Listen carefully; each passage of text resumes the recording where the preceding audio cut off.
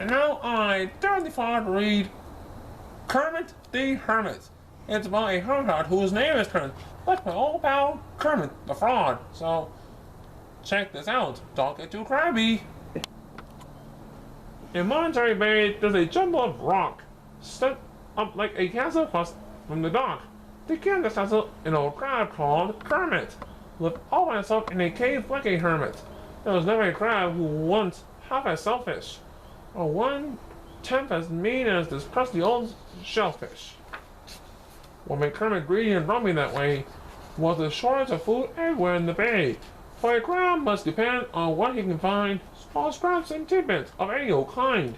To Kermit, each day meant a fight for survival, with every last eagle and crab as a rival.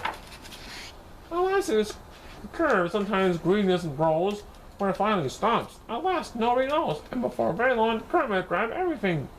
From a rusty padlock to a ball of a kite string, a broken jackknife, a pair of old shoes, things that a crab couldn't possibly use.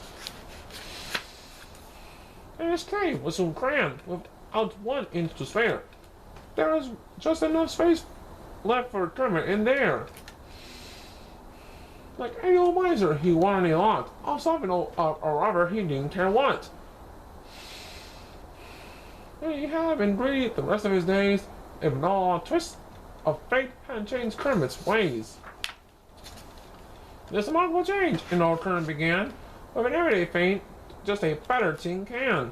A port and bean can that had been tossed away far out in the sand dunes that bordered the bay. The crumpled tin lid caught the sun's bright reflection, which caused it to sparkle in every direction. And since the old miser had never been told that bright things that glitter are not always gold, he supposed that it must be some valuable thing that someone had lost a gold watch or a ring.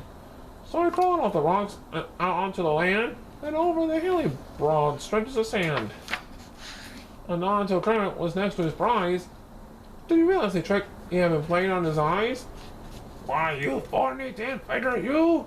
growled the old grump. "Rubber like you should be tossed in a dump." And just as he turned to start back for the bay, the crab spied a dog who was heading his way. The dog was exploring and trying to smells, sniffing and driftwood and empty clam shells. One sniff at the can told him what had been in it. So he then turned to sniff at old Kermit a minute. In one grab, the crab gave the dog a sharp nip on the sides of the nose and they let out a yip. "Now, teacher," he snapped, "to go sniffing at me." Then he turned himself round to head back for the sea. But the dog made a leap, seized the crab in his jaws. By the back of the shell, beyond reach of the claws. "Put me down!" cried the crab. "Put me down, you big brute! I'll give you another good pinch on the snoot." But the dog paid no heed to old Kermit's command. He set to work digging a hole in the sand. The crab guessed at once it was not just a cave, it was going straight down, so it must be a grave. "What a horrible end!" "Horrible end," Kermit said with a groan, "to be buried alive like a worthless old bull." Then just as the dog dropped the crab in the hole, a boy happened by with a long fishing pole. "You old hound is gone! What mean we to do? Now would you like if I bury you?" "You're too nice a dog to do something like that." Then he scooped up the crab in his tattered straw hat, trotted off down the beach to the edge of the sea, and flipping his hat, he had set old Kermit free. When his sight relieved, the old crab went his way and back to his castle of rocks in the bay. If it weren't for the boy who had just had to admit there would be no tomorrow, that would have been it. "I reward you, my friend," said old Kermit. "That's why with all my life savings, every last thing I've got. But the things like old shoes or a broken jackknife could never pay him for saving my life. This idea will reward me a new bike. There's something I'm sure that a small boy would like. But how can a crab ever buy a bicycle without any money, not even a nickel?" He pondered the problem the whole afternoon, then far into the night by the light of the moon. But as try as he might, alas and alack, he found no way he could pay the boy back. The next afternoon, as he crawled on the rocks, Kermit smelled the boy on the end of the docks. The very same boy the old crowd could tell that by the faded striped shirt and the tattered straw hat. He had been lulled to sleep with a warm summer breeze, his fishing pole propped on his patched trouser knees.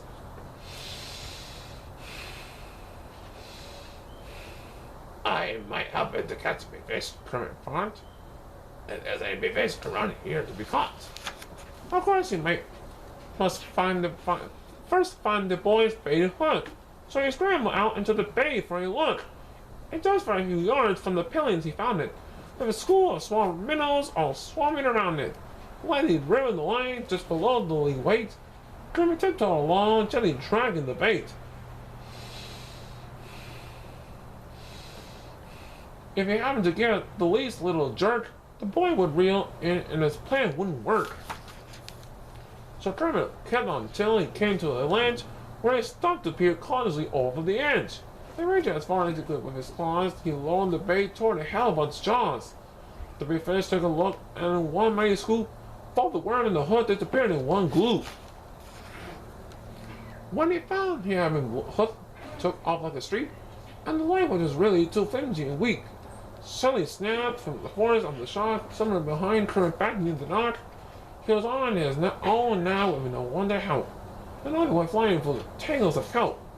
Up in the waves he went floppity flip, straight out of the bay on a whale foamy trip. Then somewhere far out in the broad rolling sea, the furious fish suddenly fought his way free. Way on the water, the crab couldn't crawl. About all he could do was to let himself fall. And Kermit went tumbling down in slow motion into the dark, gloomy depths of the ocean, to the soft, sandy floor where he lived with a plunk. Near the place where those pirate ships had been sunk, the huge hull had been smashed, all the sails ripped and tattered, and in every direction the cargo was scattered. I imagine, said Kermit, I'm not safe down here. There's much more to this place than the weird atmosphere. Some preacher was watching, the old crowd could tell, by the cold, creepy feeling that ran through his shell. Crouching flat in the sand, he peered into the dark. He suddenly saw it, a monstrous blue shark. As the shell wheeled around for a head-on attack, trying to spite on an old chest that was open a crack. He got there a second before the shark did, and a wild scramble squeezed under the lid. Pushing hard with his snout, the big fish tried his best to force the lid of the heavy old chest. He lunged with a fury of all the brute strength, of his broad fins and tail and his 20-foot length. But the lid's double hinges were sawed with rust, and a century's thickness of barnacle crust. So the crab stayed within, while the shark stayed without. All he got for his pains was a badly bruised snout. He finally turned tail, and away he went tearing, in such a school of sardines or some herring. Not until he was sure the big shark was long gone, did Kermit look down to see what he sat on. The old chest was filled pretty near to the top, with a heap of gold pieces that made his eyes pop. How strange, Kermit muttered. No one's found it before. It can't be much more than 2 miles from shore. But anyway, all this gold is mine now.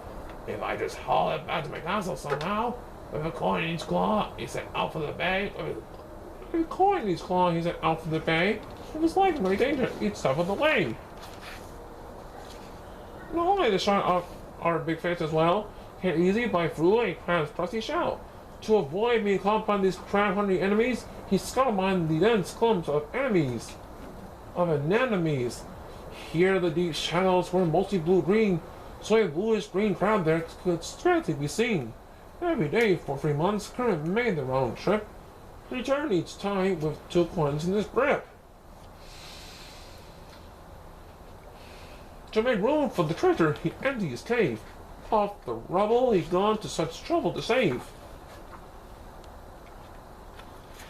After stacking the gold into one gleaming pile, his crusty face cracked in a satisfied smile. He was thinking of all the great pleasure and fun such a treasure would bring to a certain someone. Then he crawled from his cave for a view of the bay, in hopes that he'd find his young friend there that day.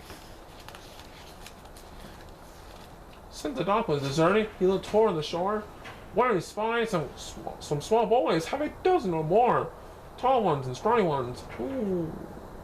One who was fat, but none of them wore a striped shirt or a straw hat. But his young friend might wear something else altogether. since the weather had come with cold, foggy weather. But anyway, Kermit, what can I do? Just walk up and say, here's a present for you? Then he heaved something deep and his most sorrowful sigh. He attracted a falcon roosting nearby. Got you up, old fellow, the big bird began swaying. Only the falcon can. If you got all up, please let me suggest. It ought to be, get the paint off your chest. No, look at this, such a friendly big smile. So the crown told his tale to him after a while, show all the roll when he came to the end, and tried to describe his young friend. That boy, said the bird, it's familiar to me. Some people watch birds, I watch people, you see. The lad has two sisters, and also one brother, and then, I'm quite certain, a father and mother. They live in a very small, three-room brick shack in the south part of the town beside the train track.